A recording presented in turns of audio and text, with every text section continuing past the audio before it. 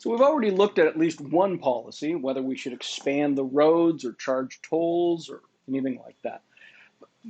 And that's a fairly local example that I think once you think about it, it hopefully makes some sense. We can now actually already assess a couple of options. Just with the tools we have right now and an understanding of cost, we can talk about how we should staff the military. Now, the two main ways, we could have the draft, which is the way we used to staff our military. That was a lottery, literally a lottery. You had a number, and they'd reach into a hopper and pull out numbers until they had the correct number of people in the military as determined by the political process. So let's look at this. Now, we think about, do you think there is a supply of military service? And the answer is yeah. Are any of you suppliers of military service? I don't know. Well, actually, I do. I don't know whether any of you are supplying military service, but I can almost guarantee you that you are all suppliers of military service. Important distinction. Oh, I forgot one other. We had technology, cost of, I knew there was another one. How embarrassing. Cost of inputs, expectations and information about the cost to the suppliers, and then the number. I think I may have even forgotten that on demand. So population, which is short for number of suppliers. So pretty sure I somehow completely spaced that on demand, that should be there under demand as well, which is the number, not the number of suppliers, but population, the number of consumers. So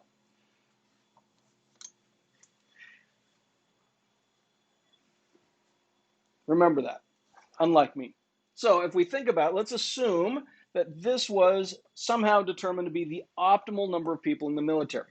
And one way would be the draft. And under the draft, we would say, if you serve in the military, this is the payment you're going to get. And maybe this many people show up. And we say, ooh, that's not enough. We need to increase the benefit. And then this many people show up. And say, oh, well, we really better keep going here. And maybe now this many people show up. So now we have too many people. And so then we end up, but the key is we end up, maybe that's what our supply schedule looks like for people serving in the military. Now, as I mentioned, I said you're all suppliers of military service, even if none of you are supplying.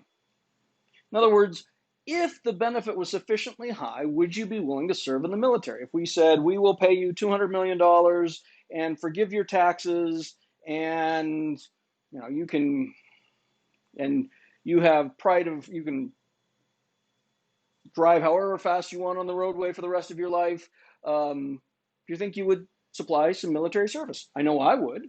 Now, that's different than the number of people who are currently supplying. So I'm just going to make this straight because, all right, there we go. Okay. Because I'm lazy. So, under the draft, in other words, our volunteer military, the expense would be A. And the cost to society, the value that we give up, well, we know that this is supply. This tells us marginal cost. The expense would be A and B, and the cost would be B. Now, so this is with the draft.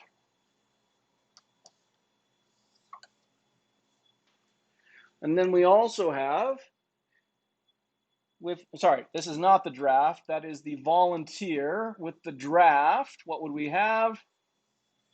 The expense, well, how much do we have to pay people when if they don't show up for their military service, we put them in jail? Turns out we might give them a little bit of walking around money, but we don't actually have to pay them anything. So the expense would be zero. And what would the cost be? So a draft is clearly less expensive for society and for government. The question is it less costly? Well, if we think about this, and this is still A and B, but basically I'm going to chop it up into some smaller pieces here. If we did this randomly, in other words, we would get every other person. So we would get this person here, for whom their opportunities are, they value them, they value not being in the military at that. And we would get this person here, and this person here, and this person here, and this person here. Now, if you think, instead of getting this person, we've taken this person. Who has a greater cost? Well, this person does. And instead of taking this person here, we've taken this person way the heck out here. It turns out that the cost of a draft is far, far higher than the cost of a volunteer military. Seems counterintuitive, right? The expense is much lower from a draft, but the cost is much, much higher. And so, what should we do? From a public policy standpoint, if we care about maximizing social coordination and value in society, should we have a volunteer military or a draft? The answer is very clear. We should have a volunteer military. Now, so that's one thing we can look at. Then the next would be, should we allow women to serve equally in the military? Now, when I was growing up, this was a contentious issue. Some people still find it somewhat contentious. But just looking at it from the point of view of the cost to society, and I'm sure there are other considerations, the question is, should we allow women to serve equally in the military? Well, let's think about, let's say this was the supply schedule before, when women were excluded from combat positions, etc. And now we allow women to serve. So this was just the men. What's going to happen when we allow